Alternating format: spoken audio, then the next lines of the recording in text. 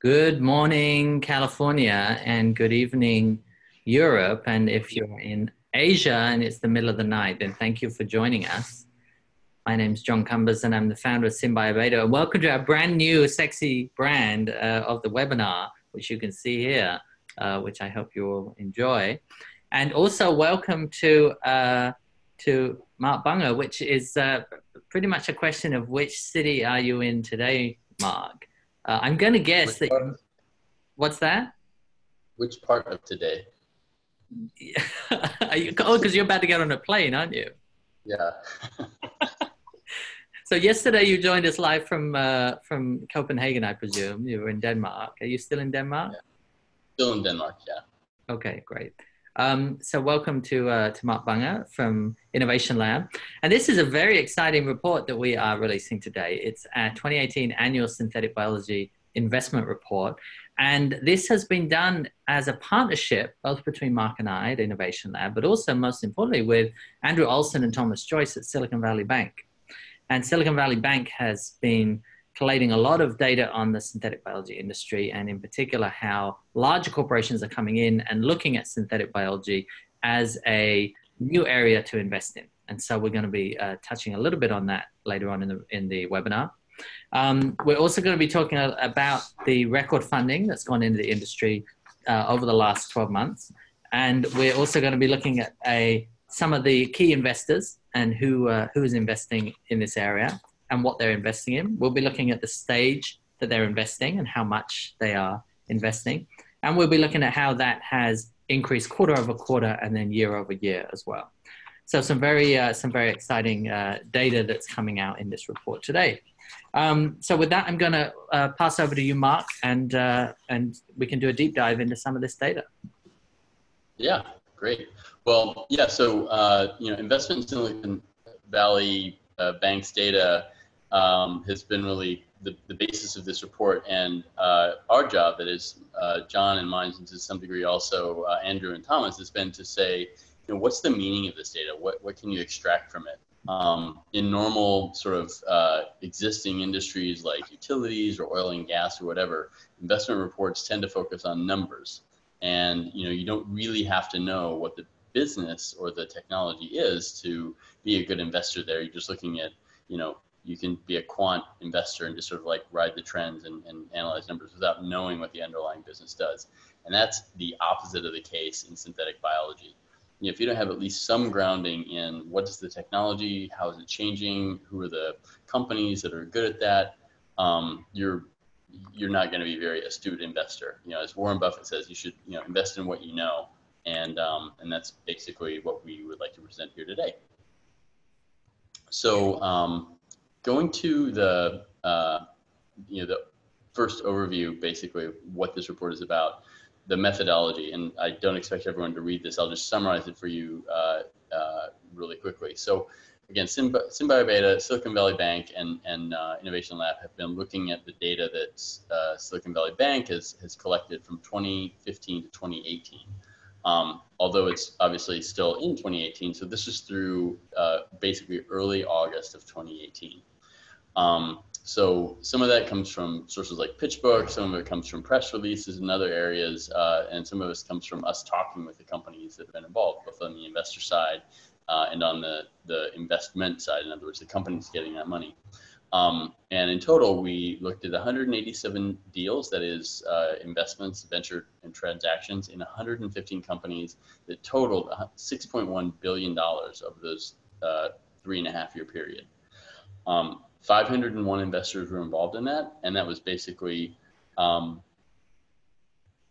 I said, all venture stage investment. But to be a little bit more clear, when we talk about early stage versus late stage, which we'll do in a little bit, early means seed A and B, late stage means C and later.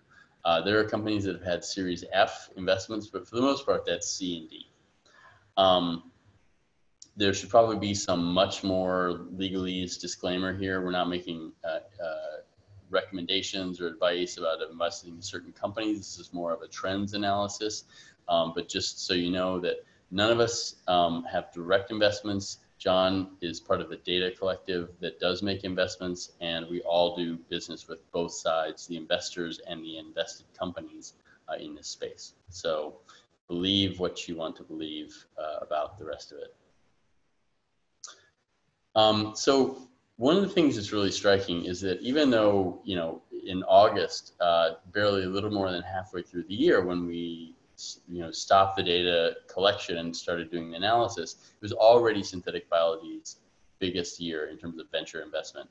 So the chart that you see right here basically shows the number of deals. That's the 42, 56, 48, and 41 deals in 2015, the innermost circle, to 2018, the outermost circle, and then the amounts, and this is in millions of dollars. So these are basically all 1.x billion dollars of investment in these given years. And basically what they show is that, again, in 2018, even though we're only partway through the year, it had already greatly exceeded last year and even more the other years, that 2016 and 15, where we were looking at these numbers.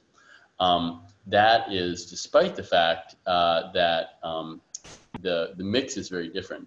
In 2017, there were actually 56 deals, which is the largest number of transactions in synthetic biology, at least of the companies we were looking at, of any of the last, of the 3.5 years we were looking at, by a pretty good margin. So from 48 to 56 and then down to 42 so far this year. Again, that could exceed the 56 number, but 56 is a pretty big increase from 2016 to 2017.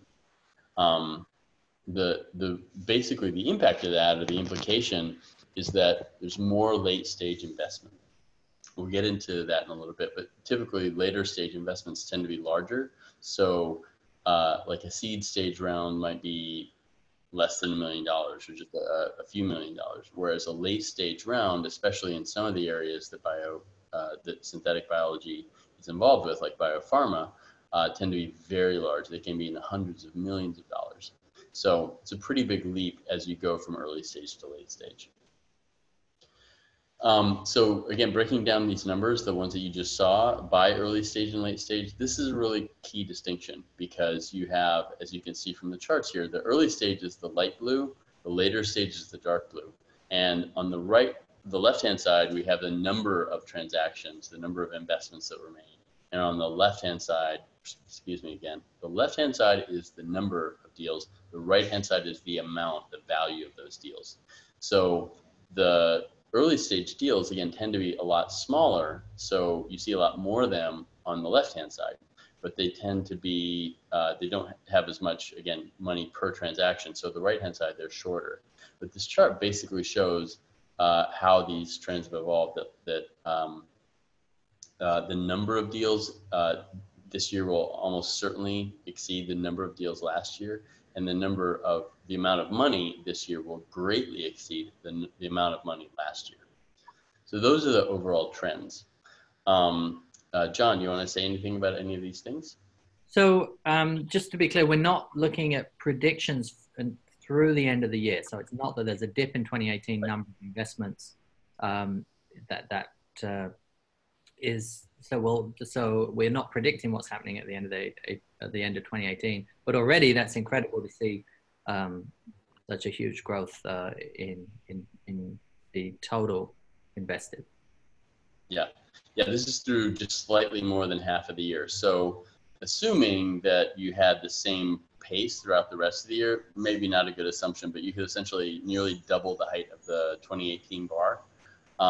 Again, that's not what's going to happen. There are trends by month, basically, when investments get made.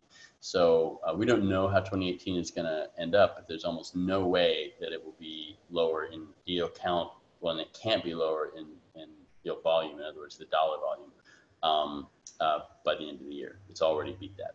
Right.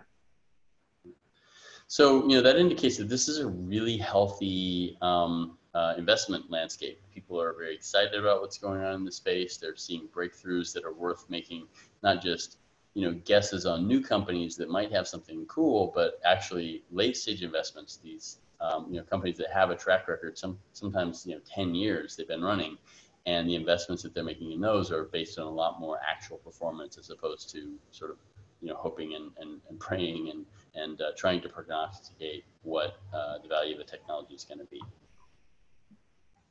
So going from that then to the next thing is like, who's making these investments? And again, of the companies that we were looking at, we found over 500 investors that were funding these synthetic biology startups. 10 of them are, the most active. In fact, these 10 are, you could even say, dominant. So of the 500, there are 10 that really matter a lot. There are probably about 100 that matter a little bit more. And then there's a long tail of investors that have really only put money into one company. So these 10 investors, the organizations that you see listed on the right, have collectively participated in 95 of the 187 deals. So roughly half of the deals are coming from these 10 companies. The ones that are doing the most new investments, and again, we're looking at a pretty big distinction between the first, the initial investment and then follow-on investments, which is often correlated to seed stage versus late stage. Not perfectly, but they're related. So OS Fund and Alexandria were the two biggest investors in new companies, or sorry, they were the two companies making the most new investments. And then in follow-on deals, Y Combinator was actually the most active there, with 10 follow-on deals. So again, John, anything you'd like to add here? Yeah, I think you mixed a couple of those up, Mark. But so just looking, I think this is very interesting that you're seeing, in particular, the new investment by Alexandria is phenomenal. Alexandria is predominantly a real estate company that builds beautiful lab buildings and office buildings around the country. And they take equity stakes in some of their tenants. Twist, for example, is one of their tenants, and they've been an early investor in Twist, and Twist has been an early tenant of Alexandria buildings. But it's actually interesting to see that Alexandria is leading in or tied with OS Fund in terms of new investments, because you might expect a real estate company to be doing more follow-on investments with their tenants. So I think that's an interesting observation. And then also, I wouldn't have expected to see this from Y Combinator. I'd have actually expected, I just want to check we didn't get the data switched. Because I would expect to see Y Combinator doing more new investments because of Y Combinator being an early stage accelerator rather than follow-on investments. So we should look into that, Mark, and just double check that that's not a... All right, we'll ask the Silicon Valley Bank guys if they actually swap the legend. But yeah, we'll find out. So SVB guys, check it out. The thing though here is this is just kind of interesting stuff. It's nice to know, but nobody's investing in these VC firms who's on this call. So this is more kind of interesting data, and the real meat of the problem we're trying to get to is coming up next. So one of the things that was really obvious when we looked at this, the post-money valuation, that is, how much is a company worth after it's gotten this new investment by an extension of the amount that they got, shows that this is really a lot of change. So you can't overanalyze what is, what's driving that variation if you have a relatively small number of companies. So within synthetic biology, this is a relatively small field, and it's very diverse. So I don't overinterpret this much at all. I think you can poke at these numbers and kind of squint at them, but I don't see a real trend here that's worth delving into more closely, because the inherent variation in the companies themselves is what's driving this volatility. It's not, we have, companies that are 3 people that just spun out of a university. We have other companies that are hundreds of people and are getting hundreds of millions of dollars of investment from, say, in biopharma, where a $350 million payout, upfront is not unusual. So they're really, really different kind of companies in this space. Okay. So going to something I think is, of more interest, like beneath the numbers. So what is going on here? What can we see? And, the key question here is, as an investor looking at this space, how do you look at past data, and how does that inform your future decisions? your current decisions. And there are two factors that really matter when we look at any of the data set that we're looking at, any analysis of synthetic biology investment trends. Two things. One is the role that large deals play in the analysis. So like I said, biopharma, it's totally normal to spend $500 million on something. And in even information technology, if you know, did I say million, $500 million, $500 million? If Google spent $500 million on something like they did on Magic Leap, that's really groundbreaking news. So the fact that a lot of synthetic biology companies play in pharmaceuticals means that they are exposed to really big changes in the amount of money that they can be getting.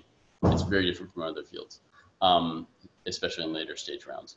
The second thing is the definition of synthetic biology.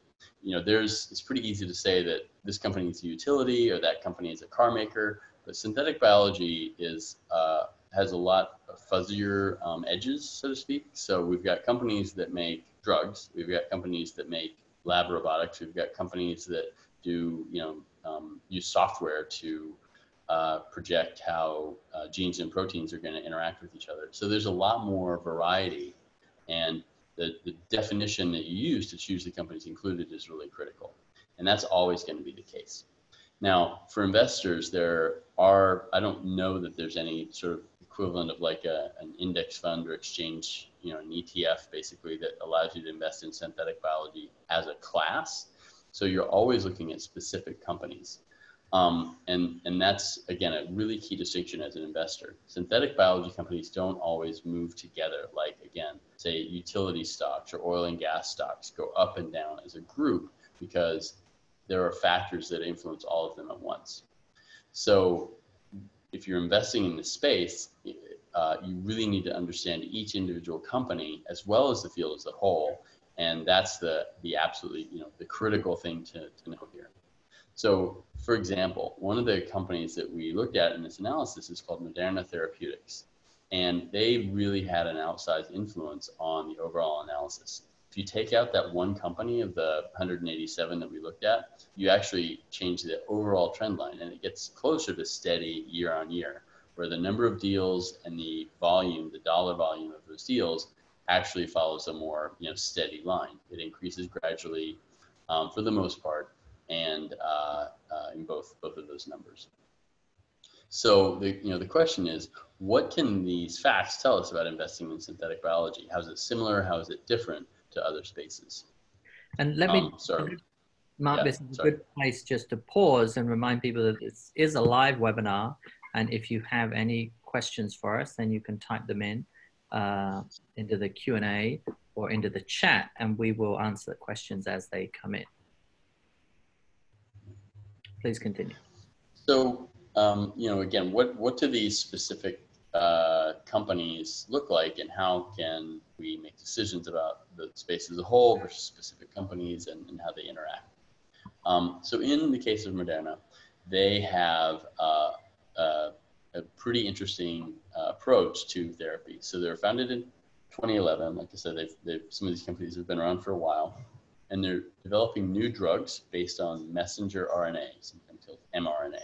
And the diseases, the indications that they're approaching are really different. So some of them are infectious diseases, some of them are cancer, really, really different classes of diseases. And there aren't a lot of, like, you wouldn't say there are a lot of small molecule drugs that that you could take both for, say, malaria and lymphoma. So how can they, approach both of these things? Well, that's because, like a lot of synthetic biology companies, they have a platform. In other words, they have a technology that applies to a lot of very different end-use applications. And so the two questions I mentioned earlier that affect how we look at synthetic biology company, one is large deals, especially in biopharma and later stage rounds. So this company's been around for a while. They are a biopharma company, and in total, so far, they've gotten $1.6 billion of investment. Some of their investors are Merck and AstraZeneca, but they alone, are pretty big. They'd almost count as a category of themselves. But that's typical for biopharma. The second thing is, like, how do we define synthetic biology? And should Moderna be included? So mRNA, they're not the only company doing mRNA for treating disease. But there are two things that we found about this company that we thought justified their inclusion as an indicator of synthetic biology as a whole. Those two things are, one, they use in vitro transcription of RNA, not in vivo. In other words, they're doing it not in cells, but in not in the body of an animal or things like that, but they're doing in vitro transcription. So in test tubes and equipment, it's synthetic in a different way than something that was synthesized, say, in situ. The other thing is that they're using what's called a non-naturally occurring nucleoside. So there are DNA, RNA, proteins, and have these different languages that are bases and that are amino acids. And there are a few that basically all life share. And what Moderna has done is they've created a new letter for that language, so to speak. We don't know exactly what that is, but we know what they initially started with, and that they've changed from that specific molecule. But they're basically using a form of RNA that you would not find in any naturally occurring life. So for those two reasons, we felt that they should be included. And this is John, comments or? Yeah, this is an important point because this came up and with the discussion with Silicon Valley Bank and who to include and who to not include, and we had a lot of back and forth on it, and this really gets down to the core of what is synthetic biology, which is a topic that I try to avoid at all cost. Broadly speaking, we say that synthetic biology is the definition is trying to make biology easier to engineer. It's a movement of people, engineers coming into biology and trying to design rational genetic systems that are robust and predictable.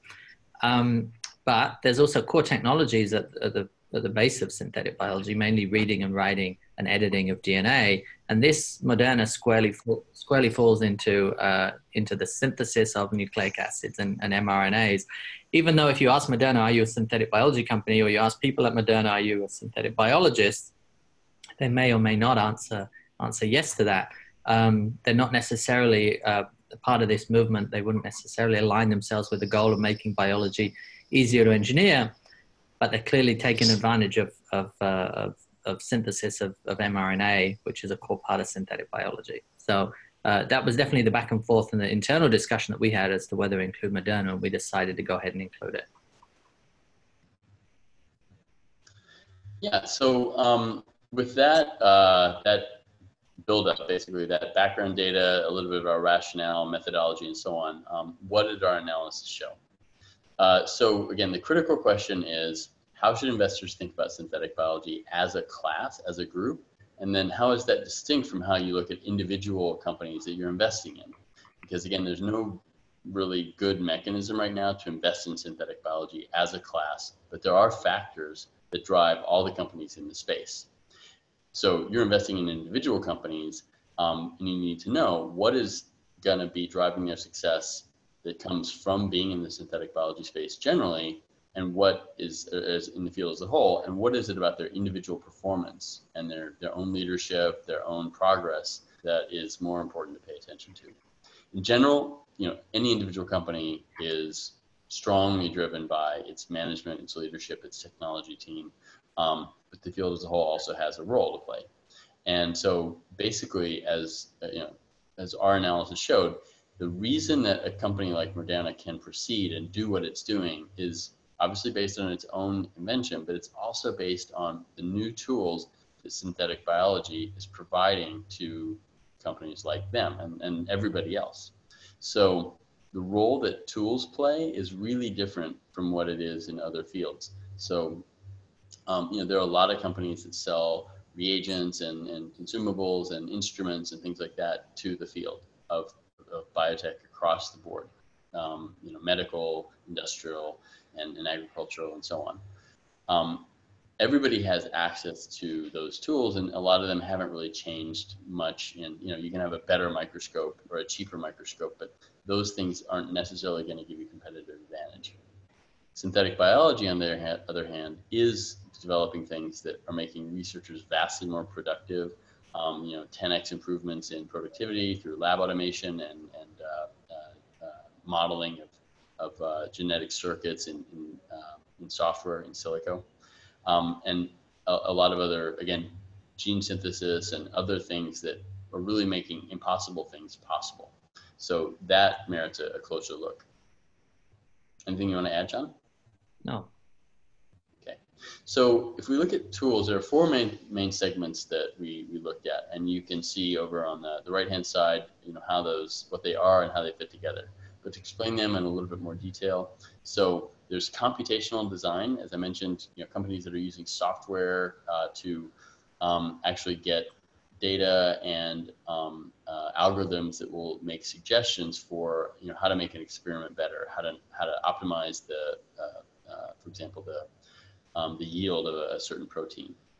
So Arzeta is a company in this space. They use advanced computation to engineer enzymes, and those enzymes are then used for industrial chemicals and crop traits and things like that.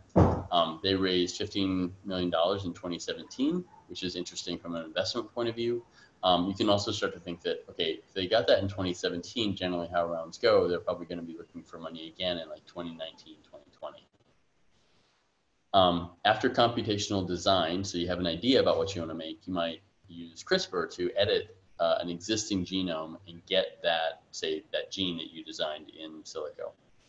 So CRISPR editing technologies has been a huge space for the last several years.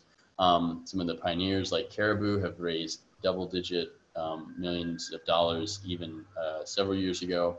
That was the $30 million Series B in 2016. But there's a lot of other companies that are in the CRISPR space that we actually talked about yesterday in our biopharma presentation. But again, that's one way to get to the gene that you want. Another way is through DNA or RNA synthesis. So there are technologies that rather than editing an existing gene, you can create from scratch, you can create the sequence that you need for your experiment. So Twist, which John just mentioned a little while ago, raised $125 million this year. Venetics, which is another company in the space, raised $12 million.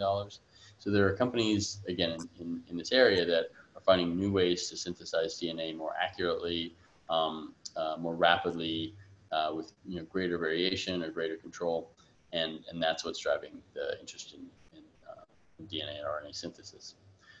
So from your idea from silico, you've got two ways to get to that actual physical gene, and then putting it into an organism and engineering that space is the fourth and final step. So now you're taking that biomolecule and integrating it into an organism's genome. And so there are, again, a lot of companies in that space. Some of them are relatively late stage. Ginkgo Bioworks that we've been talking about, they raised yes, look at that. That's a pretty big number, $275 million last year. They've also got other deals that are not equity related. So they've done joint ventures, and there's a lot of other ways to basically take in money without diluting equity firm. So those are the four main segments and tools. Again, John, do you have any comments on any of these?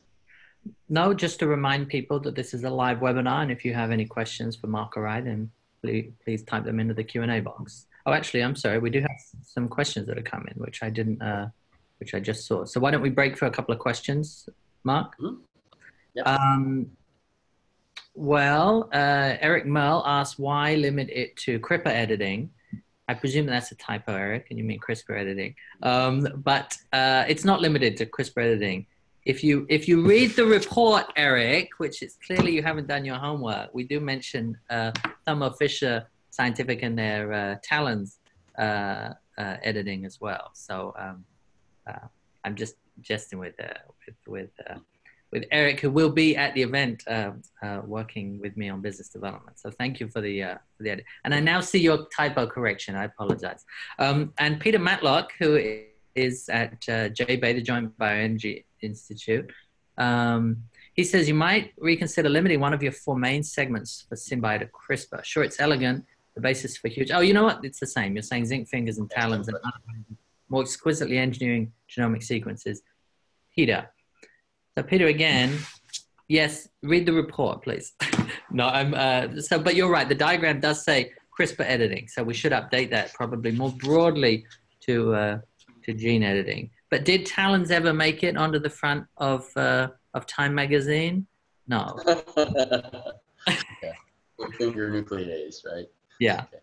Thank you Yeah. for the questions. I promise not to humiliate anybody else who asks a question. Actually, I don't promise to do that, but I won't humiliate people. Okay, back to you, Mark. Back to you in the studio. Yeah, right. Okay, so yes, again, a good observation, but the report does look at other techniques for CRISPR for gene editing. So this chart is a little confusing. I'm going to explain it.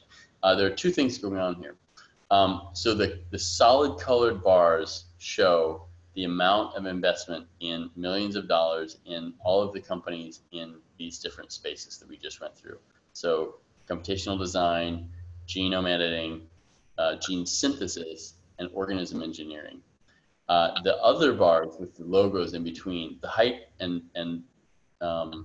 those bars have no data value. They're just lists of logos. So so don't get confused and think that things were going on in 2015 or whatever.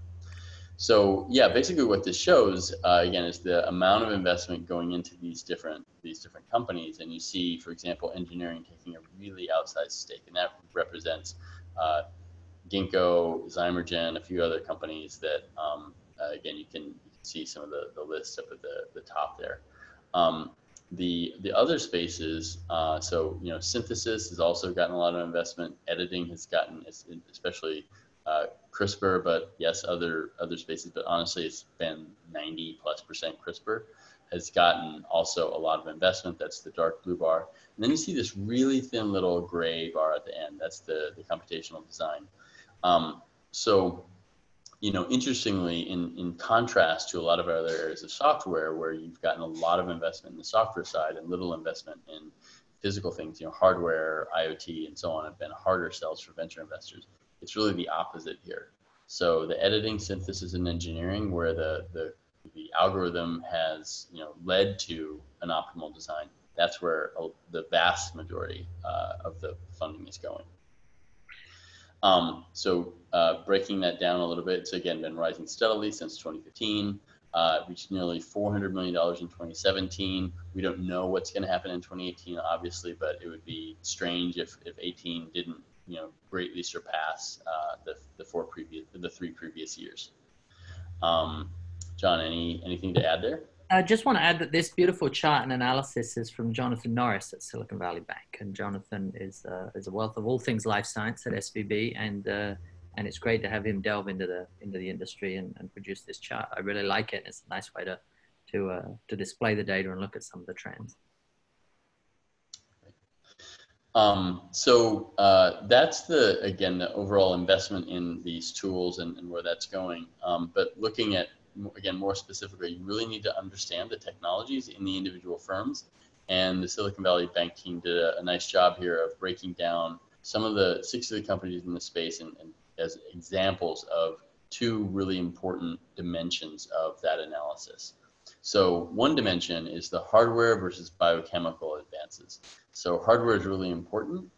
You need a physical manufactured structure to do a lot of these experiments, but then you also have understanding of biochemistry and control of biochemistry, and that advances in very different ways. The second dimension is the vertical dimension here, which is the total amount they've raised to date. So small companies at the bottom, big companies at the top. You basically see companies that have raised $5 million, that kind of class, like Synthomics and Molecular Assemblies. Companies that are in the $5 to $50 million class, like Evenetics and DNA Script. And then finally, companies that have raised quite a lot of money, $50 million or more, like Twist and Greenlight, and basically what they're doing. So the interesting thing to note here is, again, this is all just DNA and RNA synthesis. This is one of those 4 categories that we looked at. Each of the categories has its own dynamics and its own segments and dimensions that are important for you as a potential investor to be aware of and to understand. Because since most of these companies are either they're pre-revenue or they only have a few years of track record to show that they can make money, you really need to understand the underlying technologies in order to make good investment decisions. It's not enough to look at past as prologue. The past has pretty much nothing to do with what the future is going to hold. because there is such a pace of innovation and change, and because the field as a whole is growing. So again, you do need some technical analysis along with the more financial analysis when you look at these companies. John, anything to add? I do not know. Apart from that, enzymatic DNA synthesis has been the hot topic for the last 18 months. It is the new kid on the block. And I'm very excited to see faster, cheaper DNA synthesis down the pipeline from everybody. Mm-hmm. Yeah, so going back to Moderna, we talked about how they probably are not inventing all of the tools they use. They're probably relying on some of these suppliers of these instruments and processes and so on to do that. So to sum this up and give some recommendations, one, as we've been saying, it's really important to be mindful of the distinctions between applications versus tools when you look at synthetic biology as an investment class. Individual companies are obviously always going to be the most important, but in this case, that's a really important dimension where applications are very specific to the company, tools benefit the field as a whole. The second thing is, when we look at the amount of investment and the distribution between late stage and early stage, there was a big, a large amount of early stage investments in 2017.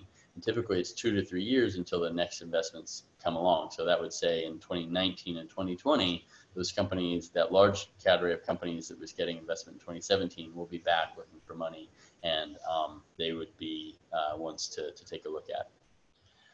And then finally, this is not just a financial investment space. This isn't sort of like, gold, gold bars and, blue chip stocks. This is a really different kind of space where there is an investment opportunity, that's solely financial, but for most of the companies that are going to benefit from this, there's also a strategic benefit. So this is the reason in biopharma we see, Merck and Pfizer and the companies that are going to sell the drugs actually investing in the early stage developers of those drugs and then the tool makers. That goes across the board. Synthetic biology goes far beyond medicine. So in industrial and agricultural biotech, we also see companies that are, the big giants in that space looking at ways to de-risk their own research and development by investing in the seed stage and early stage companies and some of the later stage companies that are in synthetic biology. So so hopefully that gives everybody who's on the call and who reads the report a good overview of the space, some details about the trends and specific companies in each one, which again, there's a lot more detail obviously in the report, and then some overall guidance to think about the space today and going forward. Wonderful. Well, if there's any other questions, then please ask them now or forever hold your peace. We will be having a fantastic investor panel at synbio Beta coming up in about 11 days time, I believe. And if you didn't see the news yesterday, the big name speaker that I said I would be announcing any day soon was in fact Steve Wozniak, one of the fathers of the personal computer industry, or maybe the father of the personal computer industry.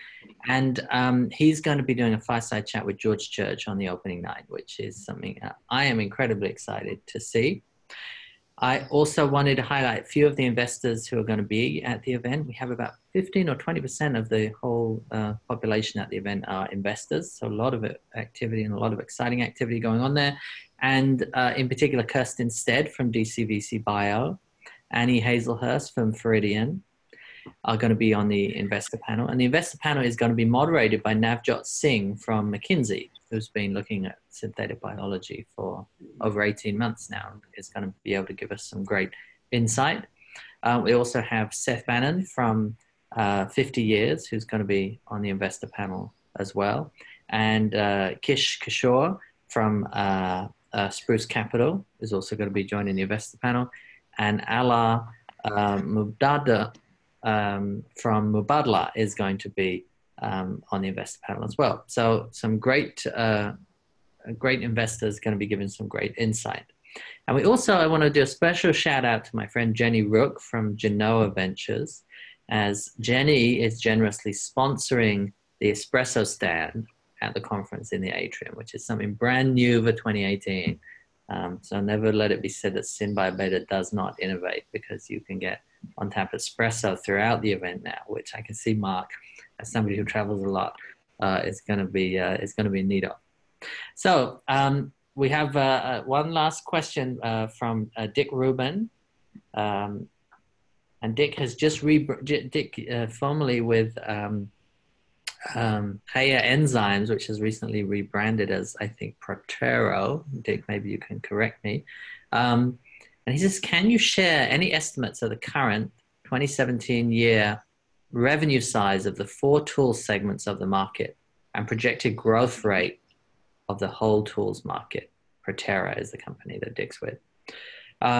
So I don't believe we can do that right now, but what we will do, I think, on the next issue of this report, and we're going to start issuing quarterly updates of this report, is actually we'll work with John Norris on the classification that he has from SVB, and we will combine that with the classification that we have internally in terms of the synthetic biology stack, and then we'll be able to chop and slice the data and give you data that you're interested in, Dick. Mark, any thoughts on that? No, I mean, the thing about these companies compared to most investment reports that you would read is I think every single one of them is privately held. So they have no obligation to report revenue, costs, profit and loss, anything like that. The accounting standards, reporting standards are all very, very different from what you'd normally find in an investment report. So data like that is very difficult to come by, and it's not always indicative of the value of the company at this stage. So you can have a really phenomenally promising technology, but it still needs 2 or 3 more years before it hits. You can sell even 1 unit of it. Drugs are pretty much the same way. So if you look at drug makers and biopharma startups, they literally can't make money until they've gone through clinical trials.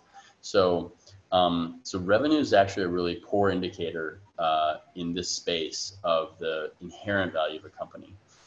It's really post IPO, when they're publicly traded or something else, that becomes more relevant. The whole point of venture investment is you're investing money before the company can afford to invest it from its own revenue. So while it's important it's interesting, I wouldn't say it's as important as a lot of other factors. Excellent. Great. Well, thank you all for joining us. Hope to see you in a couple of weeks at synbio beta. Mark will be there running a session on what's your bio strategy, and many of you will be there already. So we appreciate you joining us. And Mark, thanks for dialing in, and safe journey back to San Francisco.